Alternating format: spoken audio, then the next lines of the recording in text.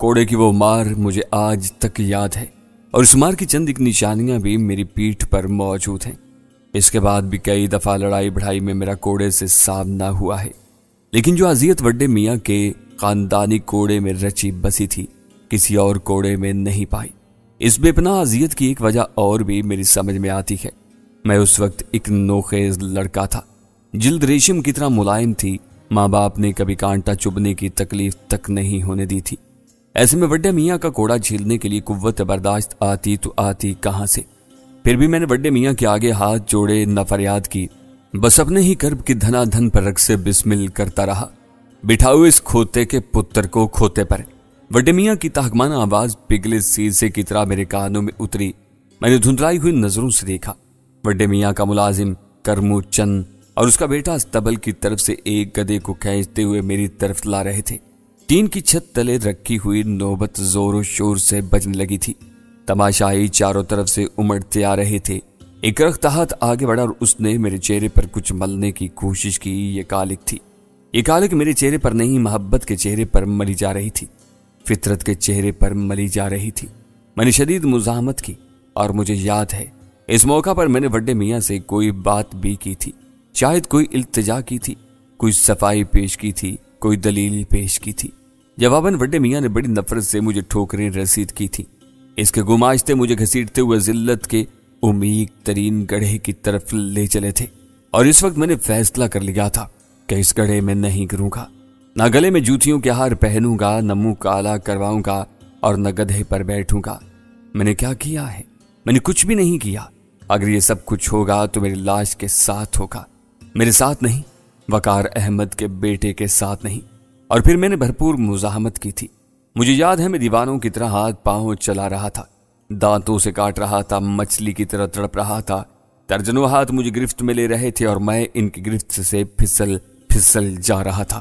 کسی شخص کو زبردستی گدھے پر بٹھا کر اس کا جلوس نہیں نکالا جا سکتا۔ ایسے جلوس اس وقت نکلتے ہیں جب سزا دینے والا پوری طرح غالب اور سزا پانے والا پوری طرح مغلوب ہو جائے۔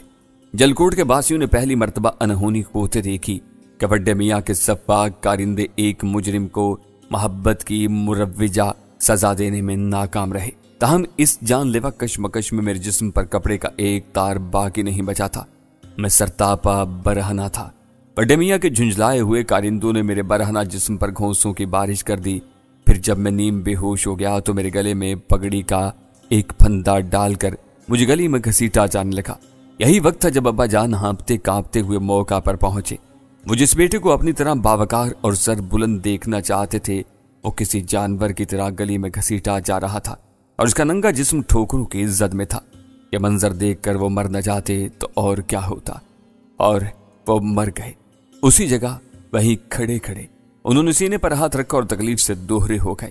لوگوں نے انہیں سنبھالنے کی کوشش کی لیکن وہ سنبھلنے کے لیے نہیں گرے تھے۔ بے حد شدید ہارٹ اٹیک ہوا تھا۔ یہ چند منٹ کے اندر اندر ان کی روح کف سے انصری سے پرواز کر گئی۔ کسی نے میرے گلے سے پگڑی نکالی، کسی نے تہ بند باندھا اور کسی نے سہارا دے کر اٹھایا۔ نوبت خاموش ہو چکی تھی اور میں مبہوت کھڑا تھا۔ نہ میری آنکھوں میں آنسو تھا اور نہ دل ہی میں کوئی شدید قسم کا اضطراب۔ یوں لگتا تھا کوئی معمولی واقعہ رونما ہوا ہے۔ والد صاحب فوت ہو چکے تھے، مگر کچھ لوگوں کا خیال تھا کہ ابھی وہ زندہ ہیں، انہیں اسپتال لے جانا چاہیے۔ میں نے دیکھا لوگ میرے والد کی لاش چارپائی پر رکھ کر ایک طرف بھاگے جا رہے تھے۔ پھر ہمارے محلے کی طرف سے روتی پیٹتی عورتیں برآمد ہوئیں۔ ان میں میری والدہ سب سے نمایاں تھی، وہ عورت جو بلوغت سے لے کر اب تک 7 پردوں میں رہی تھی، ننگے سر اور ننگے پاؤں بھاگتی ہوئی آ رہی تھی۔ کاش اس وقت زمین پھٹ جاتی یا آسمان میرے سر پر ٹوٹ پڑتا۔ میں نے اپنی والدہ کی دلدوز چیخیں سنی۔ وہ لوگوں کے ازدحام میں مجھے اور والد صاحب کو ڈھونڈ رہی تھی، عورتیں انہیں سنبھال رہی تھی، مرد دلاسا دے رہے تھے۔ وہ صدمے سے بے ہوش ہو کر پختہ گلی میں گر گئی۔ تماشائی ایک دم ان کے گرد جمع ہو گئے جیسے وہ چند لمحے پہلے والد صاحب کے گرد جمع تھے۔ میں جیسے خواب میں چلتا ہوا اپنی ماں کے پاس پہنچا۔ ان کی آنکھیں بند تھیں، کنپٹی سے لہو بہہ رہا تھا اور دانت مضبوطی سے ایک دوسرے پر جمے ہوئے تھے۔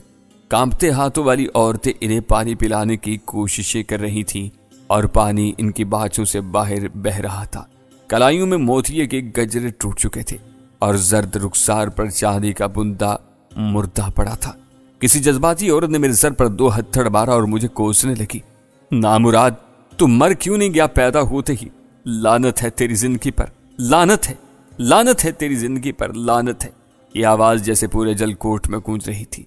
मेरे वालिद साहब की मौत की तस्दीक रास्ते ही में हो गई। लोगों ने मुनासिब नहीं समझा कि अस्पताल ले जाकर इनकी चीर फाड़ कराई जाए। वो इन्हें वापस जलकोट ले आए। वो सारे मनाजर मेरी आंखों में एक धुंधले ख्वाब की तरह मुताहिर रखे। हमारे घर के सहन में नीम के पौधे तले औरतों का हजूम, एक चारपाई पर वालिद का बेहिस्स हरकत जिस्म, इनकी छाती से लिपटी हुई मेरी मुन्नी बहन, नोहे, चीखें, आखो बका। फिर वालिद साहब का कफन में लिपटा हुआ चेहरा मेरी निगाहों के सामने आया। वो सफरे आखिरत पर जाने के लिए तैयार थे। सर के खूबसूरत बालों में गुलाब की पत्तियां अटकी हुई थी। नीलगू होंठ जरा से वाह थे। वो नीमबाज आंखों से अपने गुलशन के दीवार पर आखिरी निगाह डाल रहे थे। वालिद की वफात के बाद अम्मी जान 6 रोज मुसलसल बेहोश रहीं। इनके नथने से कभी कभी खून रिसने लगता था। इन्हें साहिवाल मिशन अस्पताल ले जाया गया। मालूम हुआ कि इनके दिमाग की नस फट चुकी है। 7वें रोज वह हस्ती भी मुझसे जुदा हो गई, जिसके हाथ हर वक्त मेरे लिए दुआ के लिए उठे रहते थे और जिसका आंचल वक्त की चिलचिलाती धूप में मेरे सर का साया था। मेरी माँ मर गई। मैं और शुफ्ता इस दुनिया में तनहा रह गए। यतीमी का सूरज सवा नेज़े पर आ गया और हमारे कोमल जिस्मों को झुलसाने लगा। हम चंद रोज कस्बे के इमाम साहब के घर में रहे, फिर चचा जलीस अपने घर ले गया। मालूम नहीं ऐसा लोगों के तानों की वजह से हुआ, जमीर की मुलामत के सबब, या फिर सचमुच वक्ती तौर पर चचा के दिल में रहम पैदा हो गया था। शुफ्ता को तो घर ही में रखा गया, तहाँ मुझे फार्म पर भेज दिया गया। ये फिश फार्म था और यहाँ चचा ने भैंसें वगैरह भी रखी हुई थी। मैं फार्म पर ही सोता, वहीं खाना खाता और मेरी किताबें भी वहीं थी। वो मेरी जिंदगी के बहुत कठिन शब रोज थे। बाप की मेहरबान सूरत, माँ की नरम गोद और सहन में नीम की ठंडी छाँव हर घड़ी याद आती थी। मैं पहरों किताबों पर सर झुकाए रोता रहता। कोई आवाज देता तो बिदक उठता। कोशिश होती कि आमना सामना न हो। सामना हो जाता तो आंखें चुराने लगता। यूं लगता मैं अभी तक चौराहे के बीच नंगा पड़ा हूं और पूरा कस्बा मुझे देख रहा है। 1-2 माह तो खैरियत से गुजरे, फिर चचा ने फार्म पर मुझसे हल्का फुल्का काम लेना शुरू कर दिया। जहानी, आज बागीचे में गोडी कर देना, आज भैंसों के लिए चारा बना देना, आज तालाब के बाढ़ ठीक कर देना। पढ़ाई से मेरा दिल तो पहले ही उचाट हो चुका था। अब मैंने किताबें बंद करके एक तरफ रख दी। मजमूई तौर पर चचा का सलूक मुझसे ज्यादा बुरा नहीं था। मुझे खाना वक्त पर मिल जाता था, कपड़े घर से धुलकर आ जाते थे, काम भी ज्यादा नहीं करना पड़ता था। हाँ, कस्बे में जाने पर पाबंदी थी, जैसे मुझे कोई छूत का मर्ज है और मैं करंटीना में रखा गया हूँ। शुफ्ता को देखने के लिए आंखें तरसती रहती थी। 4-5 महीने में वो सिर्फ 3 बार मुझसे मिल सकी। तीसरी बार मैंने उसे देखा तो वो बड़ी मुरझाई हुई थी। इसका लिबास भी मैला कुचैला था। उस रोज पहली बार मेरे सीने में शुफ्ता के लिए एक तरह की मोहब्बत जागी थी। मेरा दिल चाहा कि इस गुड़िया सी बहन को इस तरह आगोश में छुपाऊं कि वो दुनिया की हर बला से महफूज हो जाए। मैं ही उसकी माँ बन जाऊं, उसका बाप बन जाऊं, उसका आशियाना बन जाऊं और वह हर शय बन जाऊं जो उससे छीन ली गई है। उस रोज मेरे मुर्दा तन में जिंदा रहने की उमंग पैदा हुई थी। मैं अपनी मुन्नी बहन के लिए जिंदा रहना चाहता था, पर जिंदा रहने की यह ख्वाहिश उस वक्त अरूज पर पहुंच गई जब मुझे एक दरीना दोस्त की जुबानी पता चला था कि चचा के घर में मेरी बहन से अच्छा सलूक नहीं हो रहा। चच्ची इसे नौकरों की तरह काम देती है और चचा की गैर मौजूदगी में मारने से भी नहीं चूकती। मेरी बहन 5-5.5 बरस की नाजुक गुड़िया सी थी। ये उम्र तितलियों के पीछे भागने की थी। ये बाप के सीने पर फैल कर सोने का जमाना था और वह वक्त की चक्की में पिसती जा रही थी। इसका क्या कसूर था सिवाय इसके कि वो मेरी बहन थी? और मेरा कसूर क्या था सिवाय इसके कि मैंने मोहब्बत की थी और इस मोहब्बत से हारा हुआ एक कमजोर लम्हा मुझे चचा ज़ाद के करीब ले गया था। वो सावन की खूबसूरत शाम थी। बादल बरस बरस कर अभी खुला था। दूर मशरकी उफक पर कोसे कज़ाद चमक रही थी। ऐसी ही निकरी निकरी सुहानी शामों में अब्बा जान हमें अपनी उंगली से लगाकर टहलने निकलते थे। आसमान इस वक्त कितना वसी और खूबसूरत हो जाता था। लगता था नूर की रोशनाई से फिजा में कोहे काफ की कहानियां लिखी हुई हैं। इस रोज अपनी गुम गश्ता जन्नत देखने के लिए मेरा दिल बेकरार होने लगा। मैं अपना घर देखना चाहता था और मेरे कस्बे में दाखिले पर चचा की तरफ से पाबंदी थी। मैं बहुत देर सोचता रहा और फिर खेतों में चलता कस्बे की तरफ बढ़ने लगा। कस्बे के दामन में एक टीला था। मैं इस पर चढ़ गया। मुझे घर की छत और सहन में खामोश खड़ी नीम नजर आने लगी। मैं अपनी निगाहों से नीम के चमकीले पत्तों को चूमने लगा। मुझे लगा जैसे मेरे साथ वो भी रो रहे हैं। मैंने तसव्वुर की निगाहों से देखा। इस नीम तले एक वीरान सहन है जिसमें खुश्क पत्ते बिखरे हैं और दीवारों पर वीरानी पर फैलाए सो रही है। खाली कमरों का मंजर आंखों के सामने आया और कानों में वो गुमगश्ता गीत गूंजने लगा जिसमें जिंदगी के मेलों और जिंदगी की बेवफाई का जिक्र था। दफातन में चौंक पड़ा।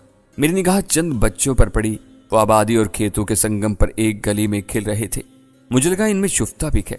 मैं उसे देखने के लिए बेकरार हो उठा। थी तो ये चच्चा की हुक्म अदूली, लेकिन मैं इस हुक्म अदूली से बाज नहीं रह सका था। मैं खेतों के अंदर ही अंदर चलता गली तक पहुंच गया। वो शुफ्ता ही थी। उसके बाल गर्द में अटे हुए थे, चेहरे पर मैल कुचैल और लिबास पर यतीमी की छाप थी। पहली नजर में वो मुझसे पहचानी ही नहीं गई। शुफ्ता, मैंने उसे आवाज दी। वो चौंक कर मेरी तरफ देखने लगी। उसकी आंखों में मेरे लिए अपनाइयत के साथ साथ अजनबियत भी थी, जैसे वो किसी दोराहे पर खड़ी हो। मैं लपक कर उसे अपनी बाहों में ले लिया। वो बस कसमसा कर रह गई। मैंने देखा उसकी नाजुक हथेली पर जलने का दाग था। जख्म पर नीली दवा लगी हुई थी और खिंड के नीचे से सुर्ख गोश्त नजर आ रहा था। ये क्या हुआ शुफ्ता, कैसे जल गया तेरा हाथ? मैंने तड़प कर पूछा। वो खामोश रही, अजब सहमी सहमी नजरों से मुझे देखती रही। वो जो हर वक्त चहकती थी अब बातें करना भी भूल गई थी। एक लड़की ने कहा, ये शरारतें करती थी, इसकी चच्ची ने इसे गरम चिमटा लगाया है। मैं सरतापा लरस गया। क्या शरारत की थी तुमने शुफ्ता? क्या किया था? बताओ क्या किया था तुमने? वो खामोश रही और अपने फिराक का कोना मरोड़ती रही। उसकी नन्ही सी गोल मटोल नाक पर पसीने की चमक थी। वो कर्मनाक अंदाज में शर्मा रही थी। मेरा कल्म वो नक्शा खींचने से कासिर है जो उस वक्त मैंने अपनी मासूम बहन के चेहरे पर देखा। मेरी आंखों में आंसू उमड़ आए। क्या शरारत की थी तुमने? मैंने उसे दोनों शानों से झंझोड़ कर बुलंद आवाज में पूछा। एक लड़का बोला, इसने शरारत नहीं की थी, चोरी की थी। दूध पर से मलाई उतार कर खाई थी। इसकी चच्ची ने पकड़ लिया और जिस हाथ पर मलाई लगी हुई थी इस पर गर्म चिमटा लगा दिया। मैंने बेख्तियार अपने होंठ शुफ्ता की जख्मी हथेली पर रख दिए और उसे बाहों में भींच लिया। मेरी बहन, मैं तुझ पर कुर्बान, तेरे लिए मैं अपनी जिंदगी लुटा दूंगा। इसी लम्हे इसी जगह बैठे बैठे मैंने तहैया कर लिया कि अब अपनी बहन को यहाँ रहने दूंगा न खुद रहूंगा। दूर, कहीं बहुत दूर निकल जाऊंगा, कभी वापस ना आने के लिए। बाज फैसले ऐसे ही तूफानी होते हैं। लम्हों की जुम्बिश से जिंदगी का रुख मुतय्यन हो जाता है और सीने में उठने वाली एक ही बुलंद दुबाला लहर सफीनों को मंजिल तक पहुंचा देती है। मैंने बगैर कुछ सोचे समझे शुफ्ता को बाजू में उठाया और लंबे लंबे डग भरता हुआ खेतों में आ गया। इस वक्त कोसे कज़ा मेरे सामने थी और दूर उफक के इस पार कहीं कोई मेहरबान जमीन मुझे पुकार रही थी। मैंने कई मील पैदल सफर किया, फिर एक तांगे में बैठकर रेलवे स्टेशन पहुंचा। वहां से बगैर टिकट गाड़ी में सवार हुआ और बहावलपुर के नजदीक एक वीरान स्टेशन पर उतर गया। यहाँ टिकट चेकर के हाथों पकड़ा गया, जैसा कि बाद में पता चला कि ये कहरोड पक्का था। मेरे पास अदा करने को एक फूटी कौड़ी नहीं थी।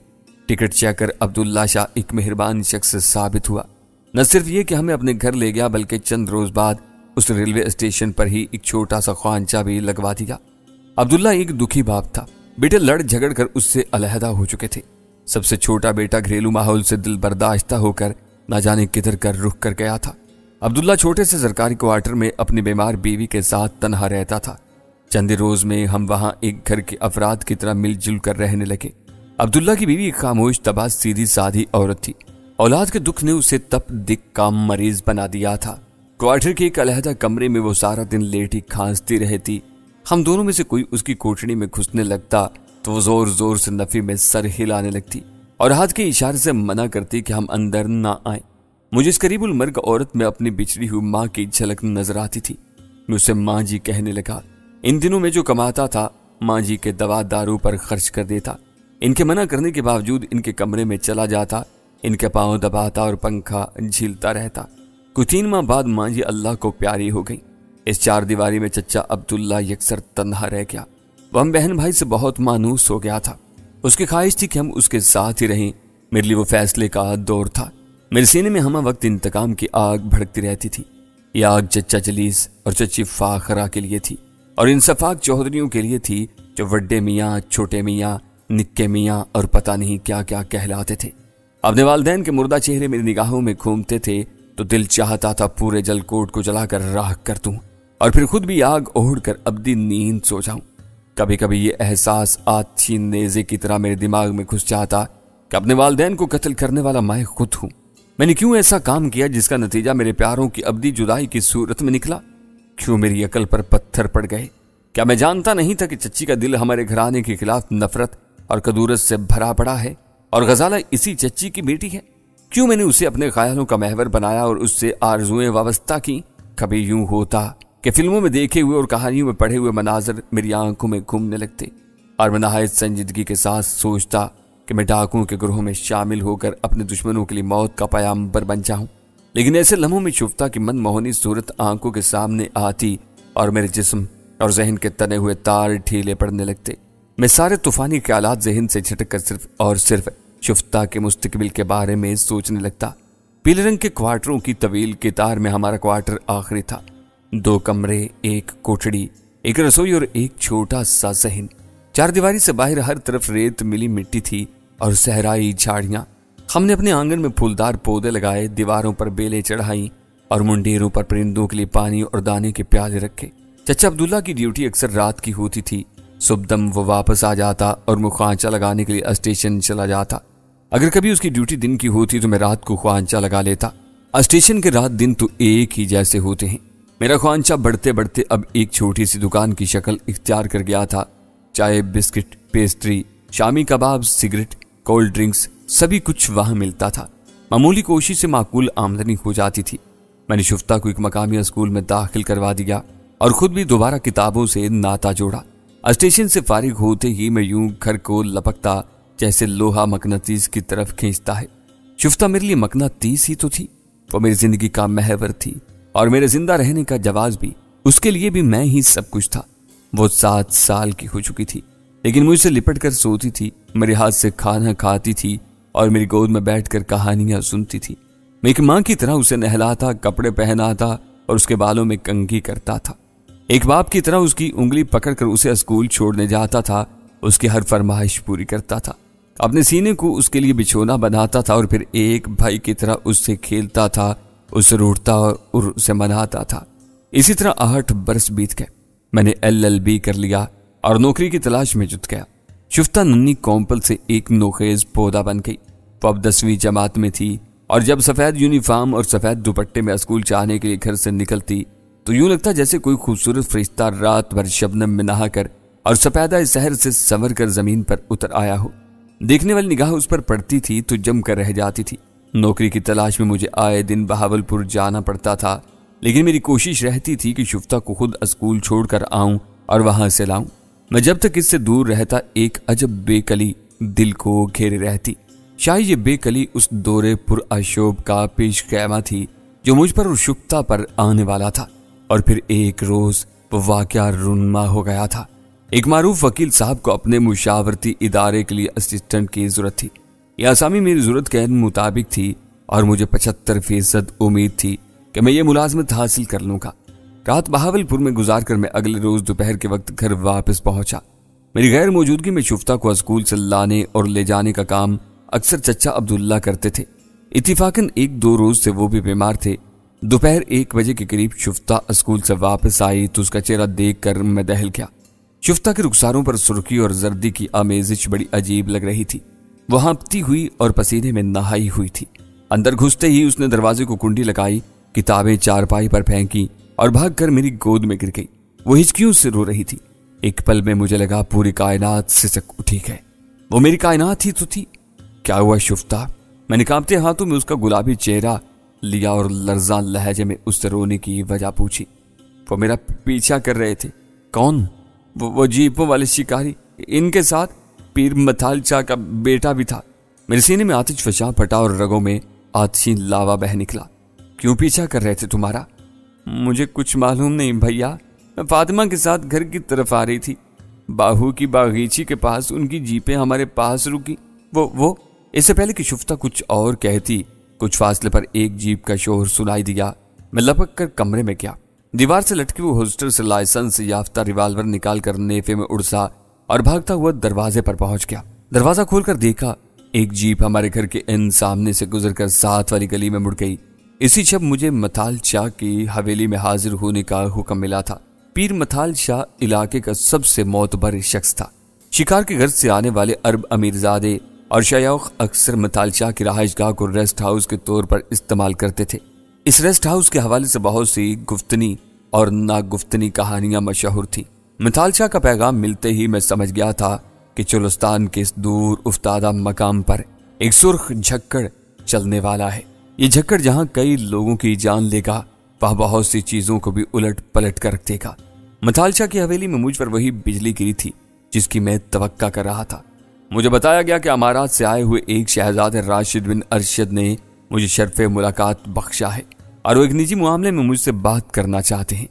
میں نے ملنے سے صاف انکار کر دیا اور طیش میں ابلتا ہوا اپنے گھر واپس آ گیا۔ 2 روز بعد پولیس انسپیکٹر عالم کھوڑو اور متالچہ خود میرے گھر پہنچ گئے۔ وہ بڑے ڈپلومیٹ طریقے سے مجھے اپنے ساتھ حویلی لے گئے۔ بڑے پیار اور محبت سے انہوں نے مجھے سمجھانے کی کوشش کی کہ میں ایک بہت خوش قسمت شخص واقع ہوا ہوں۔ میری بہن پر ایک ایسے شخص کی نگاہ انتخاب پڑی ہے جو اپنے مال و دولت اور رتبے کے اعتبار سے بادشاہ سے کم نہیں۔ وہ میری بہن سے نکاح کرنا چاہتا ہے۔ میری بہن شہزادی کہلائے گی، کروڑوں میں کھیلے گی اور اپنا مرتبہ بھی ایک دم زمین سے آسمان پر پہنچ جائے گا۔ میں نے پھنکار کر متالچہ سے کہا تھا، سائیں تیری اپنی بھی تو بیٹیاں جوان ہیں، وہ کچھ کم خوبصورت بھی نہیں ہیں، انہیں امیرزادے کے حرم میں داخل کیوں نہیں کر دیتا؟ میرے جواب پر متالچہ کا پارا 7ویں آسمان کو چھونے لگ گیا تھا۔ کوئی اور موقع ہوتا تو مجھ پر بھوکے کتے چھوڑ دیتا، لیکن اس وقت اسے حکمت عملی سے کام لینا تھا۔